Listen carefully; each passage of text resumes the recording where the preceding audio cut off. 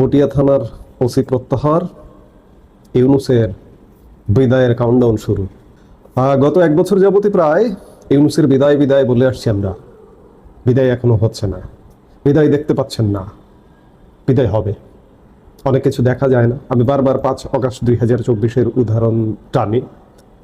5 August সকালবেলাও কেউ ভাবতে পারেননি যে শেখ হাসিনা বিদায় নিচ্ছেন। ঠিক তেমনি ইউনূস বিদায় নিচ্ছেন, এটিও যেদিন বিদায় নেবে সেদিন সকালবেলাও হয়তো আপনারা ভাবতে পারবেন না যে ডক্টর ইউনূস বিদায় নিচ্ছেন। সত্যিকার অর্থে যদি বলি, সব জায়গার খবর যেটি, ইউনূসের পায়ের তলায় মাটি নেই, আসলে মাটিহীন আতঙ্কিত দিন পার করছে। এটি মানুন, বিশ্বাস করুন আর না করুন। একই সাথে রাজনৈতিক দলগুলো কিন্তু দিশেহারা। শক্তি, সামর্থ্য, শক্তি প্রদর্শন অনেক কিছু আমরা দেখছি, কিন্তু দিশেহারা যে কি হবে, আগামীর ক্ষমতার ভবিষ্যৎটাই কি হবে। আমি যেটি বলছিলাম যে পটিয়া থানার ওসিকে প্রত্যাহার করা হয়েছে। গত 2 দিন যাবৎ বহুল আলোচনায় ছিল বিষয়টি।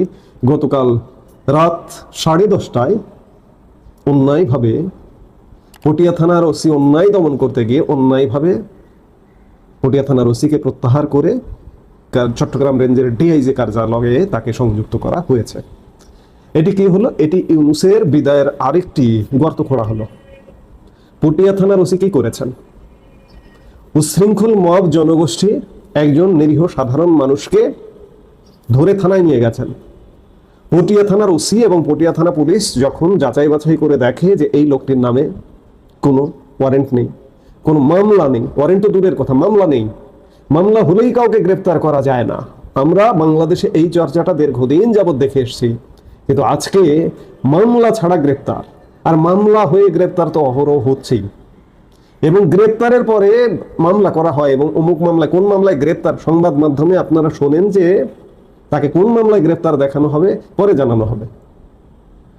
আইন শৃঙ্খলা বাহিনী, পুলিশ, সরকার বিচার বিশ্লেষণ করে দেখে যে গ্রেপ্তার করে তারপরে একটা মামলা দিয়ে তাকে ওই মামলার অধীনে গ্রেপ্তার দেখাবো। এইরকম চলছে বাংলাদেশে। পটিয়া থানার ওসি, আমি যেটি বলছিলাম যে ওসি এবং পুলিশ কি করেছে, মবের বিরুদ্ধে অ্যাকশনে গেছে। একজন নিরপরাধ মানুষকে অ্যারেস্ট করতে চায়নি, অ্যারেস্ট করেনি, অ্যারেস্ট করতে চায়নি যখন, তখন মব বাহিনী চড়াও হয়েছে পটিয়া থানায়। আমরা গতকালকে সিসিটিভি ফুটেজেও দেখেছি। এই চড়াও হওয়া থেকে নিবৃত্ত করতে গেছে পটিয়া থানা পুলিশ। গতকালকে সাধুবাদ জানিয়েছি, আজকে আবারও সাধুবাদ জানাতে চাই। পটিয়া থানার ওসি প্রত্যাহার হয়েছেন তো কি হয়েছে? চাকরি থেকেই যদি বরখাস্ত হন তাহলে কি হবে? ওসি আবু জায়েদ মোহাম্মদ নাজমুন নূর, সাধুবাদ, আপনাকে সাধুবাদ, প্রত্যাহার হয়েছেন। এই ওসি উদাহরণ হওয়া উচিত সারা বাংলাদেশের পুলিশ থানা ওসিদের অন্যায়ের বিরুদ্ধে। তবে উল্টোটাও ঘটবে, এই ওসির বিরুদ্ধে শাস্তিমূলক প্রত্যাহারের ব্যবস্থা নেওয়ার ফলে ভবিষ্যতে বিভিন্ন থানায় যেটি ঘটবে সেটি মব বাহিনী গিয়ে যাকে অ্যারেস্ট করতে বলবে অ্যারেস্ট করে ফেলবে। কে রিস্ক নিতে চায়? প্রত্যাহারের ভয় আছে, চাকরিতে সমস্যা হতে পারে, এই রিস্ক নেবে না। এই যখন অবস্থা, তখন সার্বিকভাবে বিষয়টিকে যদি আপনি চিন্তা করেন, তাহলে ডক্টর ইউনূসের সরকার, ডক্টর ইউনূস কি করলো? মবকে উস্কিয়ে দিল, ডাকাতিকে, সন্ত্রাসীকে উস্কিয়ে দিল। ওসি আবু জায়েদ মোহাম্মদ নাজমুন নূরকে প্রত্যাহারের মাধ্যমে বাংলাদেশে আরো বেশি মব ভায়োলেন্স হবে। এই হওয়ার ফলটাই হচ্ছে ডক্টর ইউনূসের বিদায় ঘন্টার কাউন্টডাউন। যত বেশি এগুলো হবে, আমরা দেখব সামনে এই আগামী দিনগুলোতে, বিশেষ করে এই জুলাই আগস্ট মাসটি খুব গুরুত্বপূর্ণ, একদম টপ। বঙ্গভবন থেকে শুরু করে সারা বাংলাদেশ খুব গুরুত্বপূর্ণ, খুব ক্রুশিয়াল মোমেন্ট, যে আরো বেশি মব হবে, আরো বেশি বিশৃঙ্খল পরিবেশ তৈরি হবে। এই বিশৃঙ্খলা মব হতেই ইউনূসের বিদায়ের পথ আরো বেশি সুদৃঢ় হবে। গতকালকে ডাকাতিকে, অর্থাৎ এই কথা পরিষ্কার যে ডক্টর ইউনূসের সরকার ডাকাতদের পক্ষের সরকার, ভালো মানুষের পক্ষের সরকার নয়। মব বাহিনী রাস্তায় দাঁড়িয়ে আন্দোলন করলো, রাস্তাঘাট বন্ধ করে দিল, মবকে নিয়ন্ত্রণ করতে পারেন না আপনি। কিসের সরকার? কোন সরকার? সরকার আছে? সরকার নেই। বাংলাদেশ প্রকৃতির রাজ্য। গতকালকে পটিয়া থানার ওসিকে প্রত্যাহারের সাথে সাথে আরো কিছু অবসরে পাঠানোর ঘটনা ঘটেছে, বরখাস্ত করবার ঘটনা ঘটেছে। গতকালকে এনবিআর এর 4 কর্মকর্তাকে অবসরে পাঠানো হয়েছে গতকাল বুধবার। জাতীয় রাজস্ব বোর্ডের আন্দোলনের সাথে থাকা 4 জন ঊর্ধ্বতন কর্মকর্তাকে বাধ্যতামূলক অবসরে পাঠিয়েছে সরকার। 3 জন এনবিআর সদস্য এবং 1 জন কর কমিশনার। চাকরির বয়স কাল 25 বছর হওয়ায় বুধবার অভ্যন্তরীণ সম্পদ বিভাগের পৃথক প্রজ্ঞাপনে তাদের অবসরে পাঠানোর আদেশ দেওয়া হয়। এর আগে এনবিআর চেয়ারম্যানের অপসারণ দাবিতে এনবিআর এর কর্মকর্তা কর্মচারীদের কমপ্লিট শাটডাউন কর্মসূচির সময় চট্টগ্রাম কাস্টমস হাউস বন্ধ রাখায় সেখানকার কমিশনার মোহাম্মদ জাকির হোসেনকে মঙ্গলবার সাময়িক বরখাস্ত করা হয়। সরকার দিশেহারা।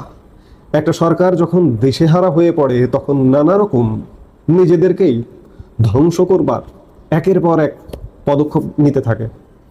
এই পদক্ষেপগুলো সেগুলিরই ফলশ্রুতি। গতকালকে বহুল আলোচিত ম্যাজিস্ট্রেট, একজন নবীন ক্যাডার সার্ভিসের নবীন কর্মকর্তা তাপসী তাবাসসুম উর্মি, লালমনিরহাট জেলা প্রশাসনের সাবেক নির্বাহী ম্যাজিস্ট্রেট, তাকে বরখাস্ত করা হয়েছে। বুধবার জনপ্রশাসন মন্ত্রণালয় থেকে এ সংক্রান্ত প্রজ্ঞাপন জারি করা হয়। অর্থাৎ সরকার একের পর এক আত্মঘাতীমূলক সিদ্ধান্ত নিচ্ছে। পটিয়া থানার ওসিকে প্রত্যাহার, এনবিআর কর্মকর্তাদের অবসরে পাঠানো, তাপসী তাবাসসুম উর্মিকে বরখাস্ত করা, এগুলো সরকারের দিশেহারা অবস্থারই বহিঃপ্রকাশ। এই দিশেহারা অবস্থা থেকে সরকারের বিদায়, ইউনূস সরকারের বিদায় ঘন্টা বেজে উঠবে। এবং আরেকটি খুব গুরুত্বপূর্ণ বিষয়, এই যে ইউনূস সরকারকে সমর্থন করছে এই মুহূর্তে যারা রাজনৈতিক দল ক্রিয়াশীল আছে, তাদের প্রতি জনসমর্থন সত্যিকার অর্থে কমছে। এই কমতে কমতে মানুষ তাদের প্রতি ক্ষুব্ধ হচ্ছে। এই ক্ষুব্ধ হওয়া থেকে এমন একটা পরিবেশ তৈরি হবে, এমন একটা পরিস্থিতি তৈরি হবে, যে পরিবেশ, যে পরিস্থিতি এখন যে রাজনৈতিক দলগুলো লাফিয়ে দাপিয়ে বেড়াচ্ছে তারা, এবং বিগত সময়ে ইমিডিয়েট পাস্ট যে সরকারটি ছিল আওয়ামী লীগ, সেই আওয়ামী লীগ দলীয় সরকারটি, সেই সরকারের যে দল আওয়ামী লীগ, সেই আওয়ামী লীগও ফিরে আসার পথ প্রশস্ত হচ্ছে। যত এ ধরনের আত্মঘাতী ঘটনাগুলো ঘটবে, একদিকে সরকার বিদায়ের কাউন্টডাউন হচ্ছে এবং সরকার যত বিতর্কিত কর্মকাণ্ড করছে, বর্তমান যে রাজনৈতিক দলগুলো আছে এই বিতর্কের দায় এই রাজনৈতিক দলগুলোর উপরে পড়ছে। কারণ সরকারের যে বিতর্কিত কর্মকাণ্ডগুলো, এই বিতর্কিত কর্মকাণ্ডগুলোর বিরুদ্ধে রাজনৈতিক দলগুলো কোনো কথা বলছে না। কথা যখন বলছে না তখন দায় তাদের উপরে পড়বে। এই করতে করতে এমন একটা পরিস্থিতি ক্রিয়েট হবে, আমি বলবো না, আপনি বলবেন যে কিভাবে হবে, আমি তো কিছু দেখছি না, সাদা চোখে তো আমি কিছু দেখতে পাচ্ছি না, সামনে কিছুই নেই, হঠাৎ চলে আসবে। আমি আলাপটা শুরু করেছিলাম 5 আগস্ট ভাবেননি যে শেখ হাসিনার পতন হবে, ঠিক তেমনি ইউনূসের হঠাৎ পতন হবে। ইউনূস যেদিন বিদায় নেবে সেদিনও জানবেন না সকালে। এবং এমন একটি ব্যবস্থা আসবে, এমন একটি সিস্টেম আসবে, এই রাজনৈতিক দলগুলো অজনপ্রিয় হয়ে উঠছে, সরকার, ইউনূস সরকার তো অনির্বাচিত সরকার, সেটি তো বিদায় নেবেই। এমন একটা ব্যবস্থা আসবে, এসে এমন একটি নির্বাচন হবে সব দলের অংশগ্রহণে, এবং অংশগ্রহণে নির্বাচন হয়ে সেই আওয়ামী লীগ আবার ফিরে আসবে, ক্ষমতায় আসবে। কারণ সার্বিক বিচার বিশ্লেষণ করে আমরা ভেবেছিলাম যে আওয়ামী লীগের খুব সহসা ফিরে আসাটা খুব কঠিন। হ্যাঁ, এটি ঠিক যে এখনো ফিরে আসা কঠিন, কারণ আওয়ামী লীগের সাংগঠনিক ভিত্তি অনেক দুর্বল, নেতৃত্বের অনেক দুর্বলতা আছে। আওয়ামী লীগের বিপুল জনপ্রিয়তা এই মুহূর্তে, বিপুল। কারণ এই যে অপকর্ম, অন্যায়গুলো সব দায় কিন্তু ইউনূস সরকারের এবং এই রাজনৈতিক দলগুলোর পড়ছে, বিএনপি, জামাত, এগুলোর উপরে পড়ছে। আওয়ামী লীগের উপর এখন দায় চাপানোর কোনো সুযোগ নেই। সেই জায়গায় আওয়ামী লীগ বিপুল জনপ্রিয়, কিন্তু শঙ্কা যে এই জনপ্রিয়তাকে আওয়ামী লীগ ক্যাশ করবে কিভাবে। শেষ পর্যন্ত আওয়ামী লীগ নেতৃত্ব যদি দুর্বল থাকে তাও এটি উতরায় যাবে। কারণ এত বেশি জনবিরোধী কাজ হচ্ছে বাংলাদেশে, এই জনবিরোধী কাজগুলোই সে আওয়ামী লীগকে ফেরায় নিয়ে আসবে। কারণ আওয়ামী লীগ এই মুহূর্তে নেই, এই মুহূর্তে দোষ দেওয়ার মতো অবস্থায় আওয়ামী লীগ নেই। সেই জায়গা থেকে ইউনূসের কাউন্টডাউন শুরু হয়ে গেছে।